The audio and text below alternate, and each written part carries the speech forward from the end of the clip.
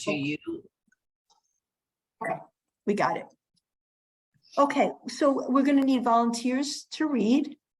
And so this is just free flowing. You cannot make a mistake. You cannot, nothing can, whatever you're thinking about, whatever you're feeling is welcomed here. Would someone like to begin to read? Don, are you going to share the text? No, everybody got the link? You didn't get the link? It was in the, it was in our blast. Did everybody get the blast with the link for here, obviously to register? There was a link to the article. I'm not that savvy to be able to, oh, thank you. VR. No. Here's the link. So it's in the chat, everybody. And don't worry about it. If you don't have the text, so you can order the book. If you don't have the text, then you can also listen, be like, isn't it great when somebody reads to you? So it's up to you if you don't want to buy the text. I mean, if you buy the book, I get it. And I think the whole 1619 project, the original magazine, is online. So you have a couple of different options. And if you have any problem with getting the book, or if it's, I don't know how expensive it is, just let us know. We want you to be comfortable. We want you to have what you need. Okay. Anybody want to volunteer to start? I'll start. Oh, thank you, Denise. Can you hear me okay? Yeah, perfect. Okay, I've got the internet. Okay. My dad always flew an American flag in our front yard. The blue paint on our two-story house was sometimes chipped. The fence or the rail by the stairs or the front door might occasionally fall into disrepair, but that flag always flew pristine. Our corner lot, which had been redlined by the federal government, was along the river that divided the black side from the white side of our Iowa town. At the edge of our lawn, high on an aluminum pole, soared the flag, which my dad would replace with a new one as soon as it showed the slightest tatter. My dad was born into a family of sharecroppers on a white plantation in Greenwood, Mississippi, where Black people bent over cotton from can't see in the morning to can't see at night, just as their enslaved ancestors had done not long before. I'll stop there.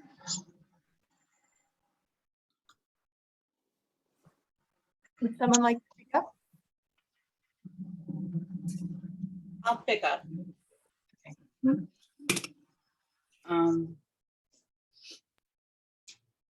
Thank you, Denise. Actually, maybe I'm not ready. Where did Denise stop? The Mississippi of my dad's youth, middle of the second paragraph. Oh, the middle of the second paragraph. Leave it to me. What was the, I'm sorry, what was the last?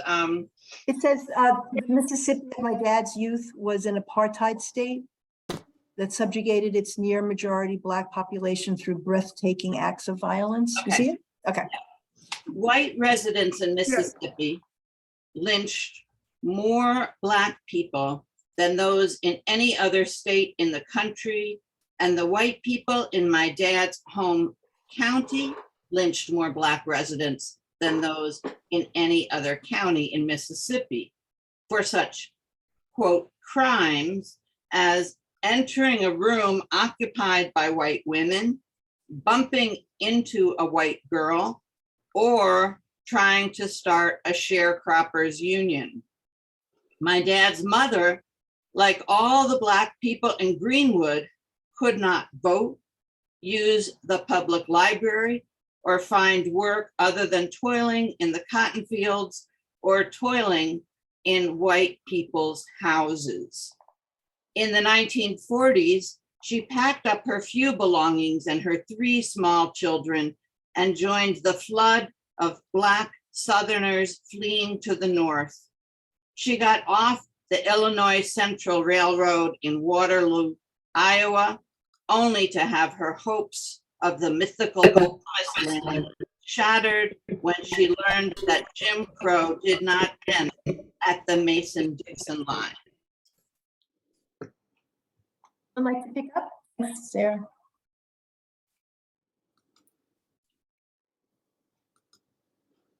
Here, I'll go. Thanks, Steve. Grandmama, as we called her, found a Victorian house in a segregated Black neighborhood on the city's east side, and then found the work that was considered Black women's work, no matter where Black women lived, cleaning white people's homes. Dad, too, struggled to find promise in this land.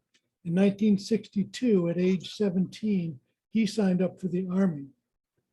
Like many young men, he joined in hopes of escaping poverty, but he went into the military for another reason as well, a reason common to Black men. Dad hoped that if he served his country might finally treat him as an American. The Army did not end up being his way out. He was passed over for opportunities, his ambitions stunted. He would be discharged under murky circumstances and then labor in a series of service jobs for the rest of his life. Like all the Black men and women in my family, he believed in hard work, but like all the Black men and women in my family, no matter how hard he worked, he never got ahead.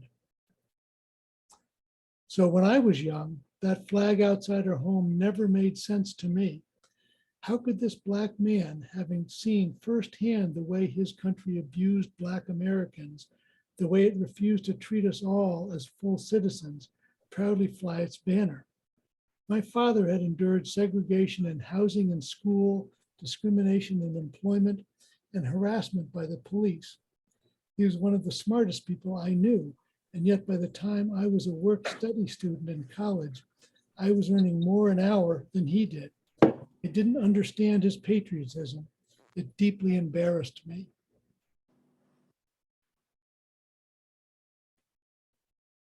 Thanks, Steve. I don't know if I pick up there.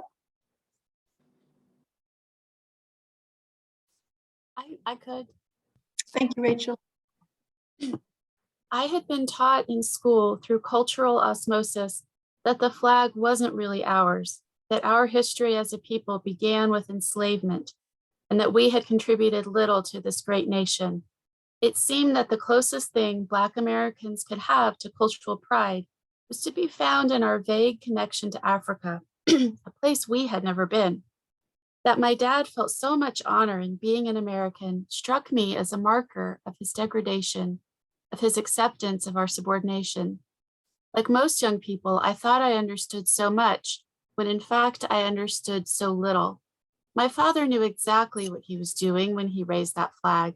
He knew that our people's contributions to building the richest and most powerful nation in the world were indelible, that the United States simply would not exist without us. In August 1619, just 12 years after the English settled Jamestown, Virginia, 1 year before the Puritans landed at Plymouth, and some 157 years before English colonists here decided they wanted to form their own country, the Jamestown colonists bought 20 to 30 enslaved Africans from English pirates. The pirates had stolen them from a Portuguese slave ship whose crew had forcibly taken them from what is now the country of Angola. Those men and women who came ashore on that August day marked the beginning of slavery in the 13 colonies that would become the United States of America.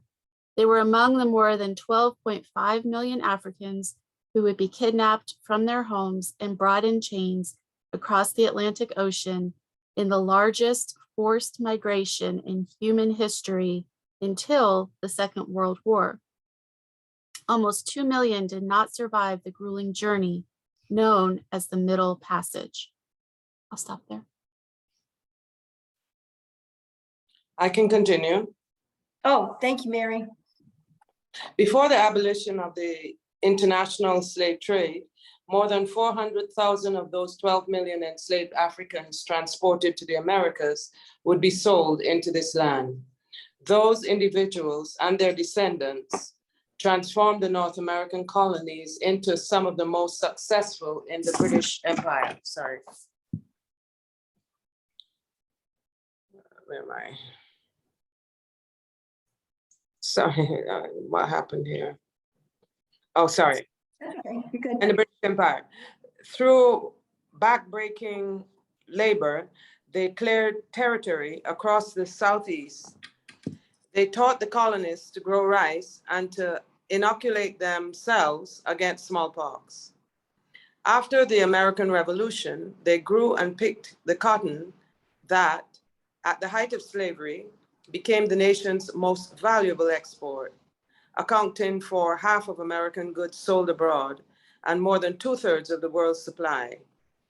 They helped build the forced labor camps, otherwise known as plantations of George Washington, Thomas Jefferson, and James Madison. Sprawling properties that today attract tens of thousands of visitors from across the globe, captivated by the history of the world's greatest democracy. They laid the foundations of the White House and the Capitol, even cast with their unfree hands the Statue of Freedom atop the Capitol dome. They lugged the heavy wooden ties of railroads that crisscrossed the South and carried the cotton picked by enslaved laborers to textile mills in the North, fueling this country's industrial revolution. I can stop here. Can I just comment? That Please. strikes me hearing the different readers. I mean, this is it's such a horrifying story, and yet her writing is just beautiful. Yeah. I mean, it's remarkable to me. It's remarkable. Yeah. Yeah, you know what, it's such a good point you're making, Steve. It's like, a true artist can make art even out of ugly things. I mean, she's just, yeah. But you know what, that's a good place to stop anyway. What are you feeling? What are you thinking? Did anything jump out at you in particular that made you think or you didn't realize before? I see Doc Tyree has her hand up. I just realized I had a Band-Aid over my camera. Well, it's incredibly moving and very difficult to listen to. I particularly had relatives in the South, so I was always incredibly embarrassed by them throughout my childhood. And their total blindness. I don't even know what words to use. I wanted to comment on also your comment on the language and how beautifully it's written. And that, in fact, that's the job of an artist, is to take everything, our reality, and put it in front of us in a way that we can see it, where previously we hadn't been able to. And I think she's done such a beautiful job. Yeah, she's really, quite brilliant. Yeah, thank you, Shaktari. Denise, did you want to say something?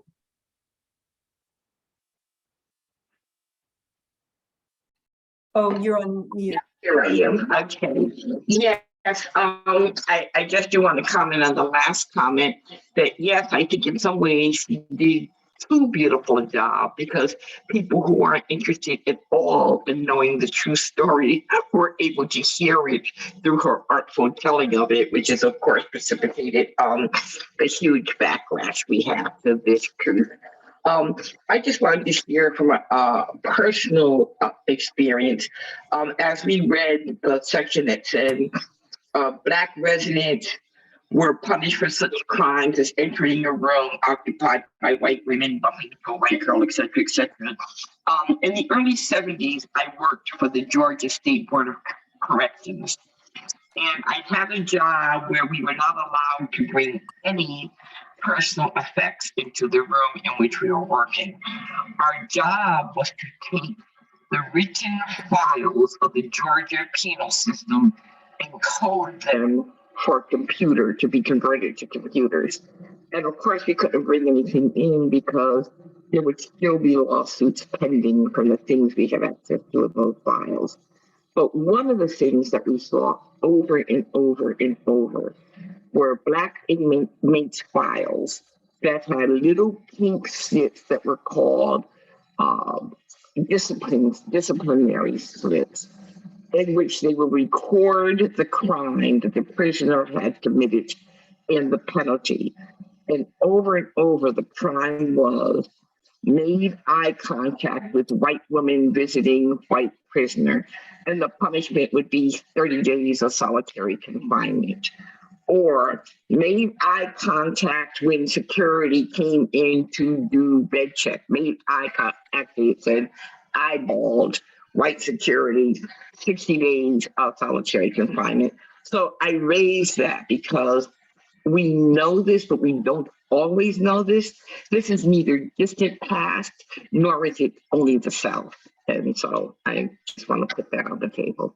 Denise, that must have been first of all, thank you for sharing that. That must have been it's hard to listen to now, but I can only imagine what it was like for you to be in that room seeing that. Oh, well, it was good for me because I'm a multi-generational Northerner who had heard of these things almost as if they were fables. There was no one in my immediate environment who had experienced this kind of overt racism for generations. I didn't have a grandmother who shared it with me. So I knew about it. My parents made sure I knew about it, but it was something that happened out there in the beyond somewhere. So to actually be in the room and feel the lives of, and see that, it actually was very, very good for me. Good doesn't always mean not without pain, as we all know as we grow, but I'm so grateful for that opportunity. I learned so much, and it deepened what had already always been my strong commitment to fighting for social justice and equity. But now it was real. Thank you for the opportunity to share that. Yeah, thank you. Thank you for telling us. Martha? I had, well, there's something that I just want, two comments. One is it's very rich to hear this in multiple voices. I don't even, it's just an impact that it has.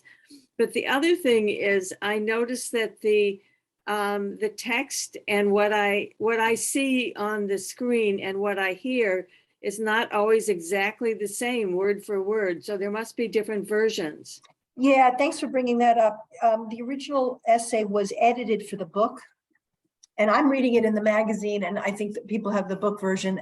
She expanded and changed a couple of things in some ways because she had more time to work on it, in other ways because there were some critiques that were brought, and so in response to that, she edited some things. So kind of interesting to read one thing and hear another and kind of see where she made the changes, you know? So I hope that doesn't throw you off too much. Is it uncomfortable? Just a little. So what we're reading on screen is longer or shorter in the magazine? I think it's about the same length. There's just some language changes that she made.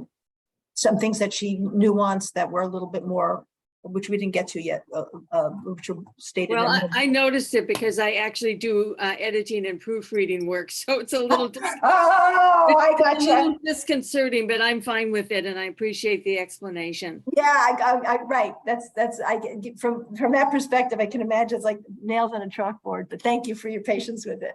Right. Mary. Yeah, just two things. I've read the book before, read the magazine in my book club, but so I appreciate this kind of effort and the discussion to get people's reactions around it. And the only other observation is I really like her style. It's like dispassionate, you know, taking the emotion out and just saying what happened, you know? So yeah, so you get it there. This is it. This is what is so, you know? Yes. Without opinion. I like that. I Yes. like that. Yeah. Yeah, that's good. And bring that kind of personal experience. I love it when she says she couldn't understand why her father or grandfather would fly the American flag when all of this happened. You know what I mean? So that's quite, yeah. I really like her style. Yeah. Okay. Yeah, thank you for that. Yeah, I mean, well, she'll say more about her dad and the flag, but, you know, it just occurs to me that, you know, in some ways, this essay is about what love is. Yeah. Donna, I have my little hand up too. Oh, yes, I saw that. I just want to make sure, Mary, did you want to say something else? No, I thought I'd lowered my hand. Oh, okay. Sarah. Yeah, I mean, both you and Mary are touching on the thing that I'm conscious of, which is that we're hearing the voice of a daughter who's confused by the choice that her father is making. And so that the daughter is sort of making her case for why we shouldn't be, or why her father shouldn't be flying the flag. I know that actually personally, I'm having a lot of difficulty with the 4th of July and the flag and all of that stuff, but I don't want to go too deep into that. But I was thinking of the way that different generations think about patriotism or history, or how fast change is coming, that you know, hearing the voice of the daughter so clearly delineating all the horrors that people have, that African people endured, and feeling in a little way, I kind of get the thought that she's feeling like her dad doesn't get it, you know, although we'll find out more about that. We'll find out more about that. Right, exactly. Rachel? Yeah, I just wanted to say where she says they helped build the forced labor camps, otherwise known as plantations. Just that shift in naming it forced labor camps, I felt like was so powerful. It gives you a completely just different story, completely different story of that history. And I think the language that we use is so important in that way. And that was just a really potent example of it, I thought. Yeah. Thank you for saying, but thank you, Sarah, for your comments. Yeah, how language can really obfuscate things or expose things. And it was, did anybody have a reaction when you saw the forced labor camps?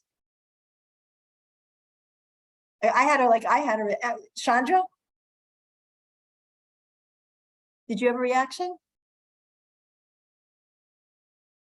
Oh, I yeah. apologize. I was trying to unmute myself. I too had to stop in the moment when I read forced labor camps, because that's exactly what they were. And her use of those specific words was purposeful and intentional. And the reaction that we are seeing here as readers and analysts is exactly, I think, what she wanted. That's exactly what these plantations were. They were forced labor camps. But I wanted to go back for a quick moment to page 8, the first sentence. My dad always flew an American flag. And when I first read those lines, I stayed there for a moment, because the American flag, it appeared to me, it seemed as though initially the American flag symbolized to her what it should symbolize to everyone: a spirit of freedom, a spirit of hope, a spirit of opportunity. But then when she went and when she began to describe what her home looked like, how the paint was chipping, how the fence occasionally fell into despair, that is the story of not just people from the African diaspora, but of any sort of immigrant to this country who has had to face inequality and inequity anywhere, in any facet, whether it's in business, whether it's in neighborhoods, whether it's in schools. That, the first two sentences of this work is so incredibly powerful. I had to stay on it and really intentionally think about how she viewed what we know as the American dream. That's all. Thank you. And isn't it interesting? I'm so sorry, my neighbor is having some work done and all of a sudden there's a lot of noise. Isn't it interesting how the American flag, and Sarah's kind of alluding to this too, it takes on different meanings and different contexts. You know, you see a truck with American flag on it, it's not touting, or in my mind, it's not touting American freedom. It's about white supremacy, you know, so it's in different contexts. It means so many different things. Shakhtari, did you want to say something? Robert, Shakhtari, you already spoke. Okay, we'll get back to you. Oh, hello. I you know, the one thing that this story brings up for me is, you know, that whole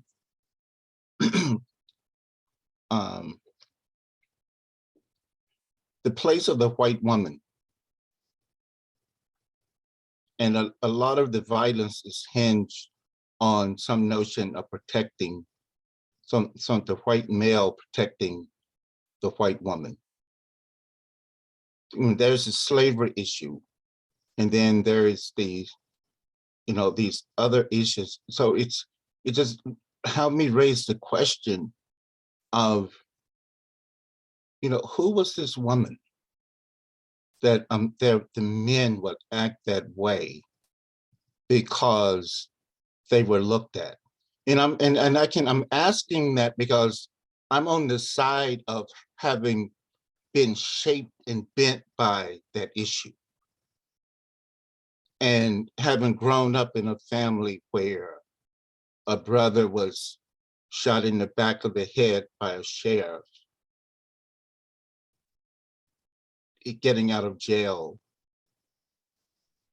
you know, having dated a married white woman. And, you know, you go to Tulsa, you go to Wilmington, you see the Without Sanctuary, just over and over again. They didn't, you know, the whole thing recently with Emmett Till and the woman who's writing a memoir. It's from 1619 until this very moment. You see, like, I would like someone to address the you know, that white woman. What did she have? Certainly not freedom, because the women's movement wouldn't have been necessary. Because, you know, that was her fight to get some of the power of her man. And what is like, what did that? And it's really is an inquiry. It's not an indictment of anyone. It's just a part of this whole issue that's there for me, having, you know, dove into these things really intensely over the last 5 years. So that's the question. That's the question that's there for me now. It's such a good question, and a lot of people are responding. Gail, did you want to? Yes, a little bit? I think an answer could be, I don't know for sure. I think it has nothing to do with the women. It was the white men who decided that we have to make Black men be very dangerous and awful, and we'll use any fake stories that we possibly can make. And so they pretended to care about their wives not being looked at, but I think it was just a complete lie and they would have lied about anything in order to make black men's lives be completely impossible. So that's my opinion. So you're saying it's about white male power and that white women and certainly people of color are pawns in this, would that be fair? If white men cared about white women, they would have had, just like Robert, you said, they didn't have any power. So so I think that's the reason that, yeah, white men didn't care about the women. If they cared, they would have given them a little bit of power. And I know that from the very beginning, in the 1600s, I believe, when the poor whites and the poor white people and poor black people were having problems and they were banding together, that was the big wake-up call for white men, like, whoa, this is not working. And then they created a whole nother fake thing about poor white people were more powerful. They gave them a little bit of this or that in order to make sure they didn't band together. We're dealing with the same thing today in our country, where poor people, regardless of color, are feeling, poor white people think that they're doing okay, that they have nothing to complain about because they've been continued to be fed this lie. So, yeah, it's awful. The whole thing just makes you sick. Jessica. Hi, all. So, Robert, I really appreciate the way you phrased the question too, because my first gut reaction when you asked the question was, they sure as hell weren't talking about me. And then you went on to explain that, who are these white women? Because of course, women had to fight for our own equal rights. And that brings me around to what I've been learning, which is really all women were just seen as property. And white women were seen as the more prized property because we produce the white babies. And we are property of our fathers who are then given to our husbands. And the goal is to produce children that carry on the husband's name in one way or another, and or work on the husband's land or the master's land, work on the land. And so some of that fable, as we have been taught it as white women, as I was taught it as a white woman, is that, I should want to be a protected princess and I should enjoy and appreciate being well kept and well protected. And really it goes back to power and power over property.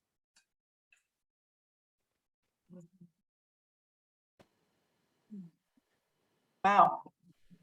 By the way, there are some really interesting comments also in the chat. It's such a rich conversation. Nadina said, I think this is such a good point. I think it's important to acknowledge that historically white women have been more than just pawns. They have also been complicit. We see this even today. And then everybody's saying this, a great book by a Black historian, Stephanie Jones Rogers, about white women's violence in our history. And now it's called They Were Her Property, White Women as Slave Owners in the American South. And Sarah, just so you know, the hands up works of the person in the far left upper corner. Okay. If we put back the lens, Shakar said, if we pull back the lens, it's white men's patriarchy, and that has been the dominant culture for thousands of years. Might makes right, also known as domination and control. Sarah said, I think our society has always conditioned white women to fear Black men. There's a great insight. Okay, yes, we're conditioned to continue the myth. Really wonderful, wonderful comment. Let's go back to that. Let's just finish up in our last 5 minutes with the text, and then we'll just have some more. I mean, it's amazing what this beautiful text, this important text gives birth to. Anybody want to pick up? I'm sorry. I know you want to move forward, and so if I'm delaying this, I won't. I can move forward as well. I just wanted to say one more thing about the white woman, Black man scenario. I think everybody has touched on, yes, white women was property of the white man, and the white man, in my purview. The white man was, he protects his property, whether that be human, animal, whatever. But also the fear of allyship developing between the oppressed black man and the oppressed, possessed white woman was another great fear of the white man. Just as they separated black families and black tribes to keep from being able to coalesce and assess power, some of that was also very much alive in their great strides to keep white women and black men in particular separate. Keep them from being animals. Or do they make brown babies? Thank you, Denise. So let's continue on from where we left off a little bit. Just for the last 5 minutes. Would somebody like, is that okay with everybody? Okay. Anybody want to pick up reading?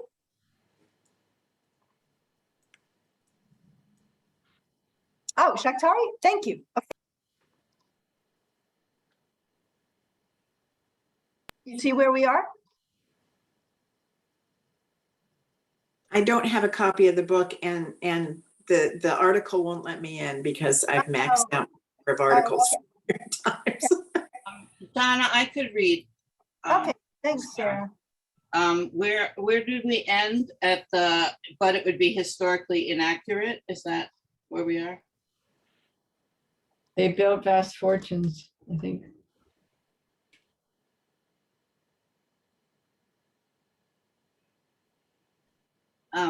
They built vast fortunes. In that big paragraph. Oh, okay.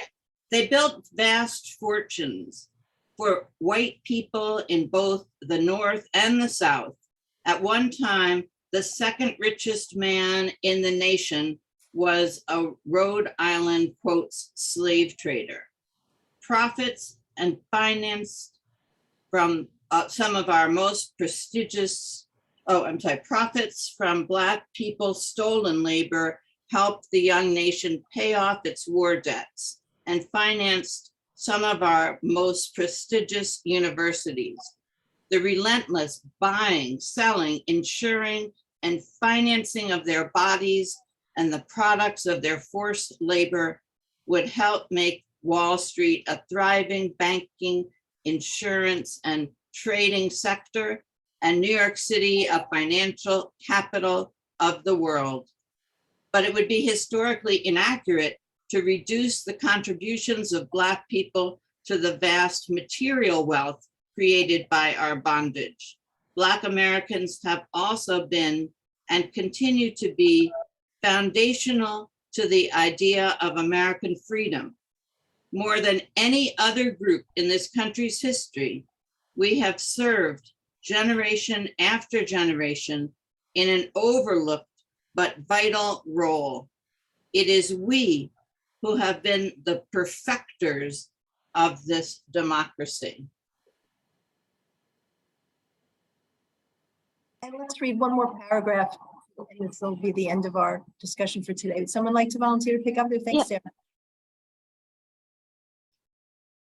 I will. I can go ahead. Oh, okay. The United States is a nation founded on both an ideal and a lie. Our Declaration of Independence, approved on July 4th, 1776, proclaims that all men are created equal and endowed by their creator with certain unalienable rights. But the white men who drafted those words did not believe them to be true for the hundreds of thousands of Black people in their midst. Life, liberty, and the pursuit of happiness do not apply to fully 1/5 of the country. Yet, despite being violently denied the freedom and justice promised to all, Black Americans believe fervently in the American creed. Through centuries of Black resistance and protest, we have helped the country live up to its founding ideals. And not only for ourselves, Black rights struggle paved the way for every other rights struggle, including women's and gay rights, immigrant and disability rights. I'll stop there. So, I want to just check in before we end. How does that feel? Donna, could we read the very last bit? Somebody read that about her father and the flag? No, we're going to read the whole essay. Oh, go, okay, sorry. Yeah, it's okay. So, anybody want to share anything that they're feeling about this? Like really, like literally, like how do you feel in your body knowing this? All the things that we've read today.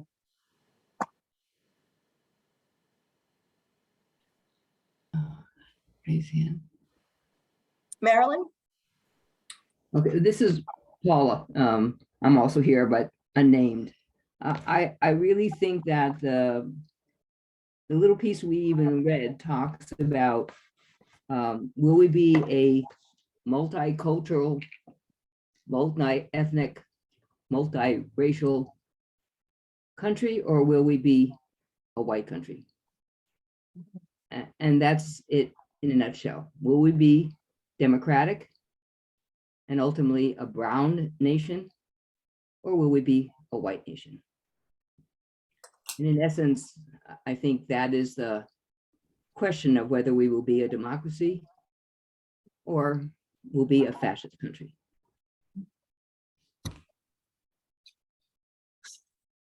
Do you feel down? Do you feel hopeful? Do you feel both? Do you feel? I'm sure I feel like most people, like we're at a precipice. We will fall either into the abyss, yeah, or maybe with the leadership of Black and brown and quote unquote liberal whites, we will find our way out. Well, I invite you to, thank you so much for that, Marilyn. Or actually not Marilyn, right? Paula. You know, we get to chew on it between now and next week. We'll pick up where we left off. I just want to end with this quote, which is also from the magazine. It's from Lonnie G. Bunch III. Let us use history to inspire us to push a country forward, to help us believe that all things are possible, and to demand a country lives up to its stated ideals. And that's why our work together is so important. Thank you all for coming. I look so forward to being with you next Tuesday. And if you have any questions or comments, please feel free to contact me. Okay. Blessings to you all. I would like to add, I would like to add just one thing before we leave. Sure. The Wadsworth Athenaeum has a special exhibit, and this is based off of the Broadway show Hamilton that was just at the Bushnell for the past few weeks. But their exhibit is The Art of Remaking History, and it talks about and exhibits paintings and other examples, other artifacts about how the country was created as an ideal in two ways, as an ideal and a lie, and about life, liberty, and the pursuit of happiness for that group of white founding fathers, but not including females, not including all the people of color that lived in the United States, that what we've been just talking about. So I just wanted to let you guys know that that exhibit is still there. It was a very good exhibit, and it's in relation to what we're talking about today. Thank you so much for letting us know. That's great. That's You're great. welcome. Yeah. Blessings, everybody. Have a really good week. See you again next week, and hopefully it will be as noisy here then. Bye-bye. Thank you. Bye. Thank you. Thank you. Thank you.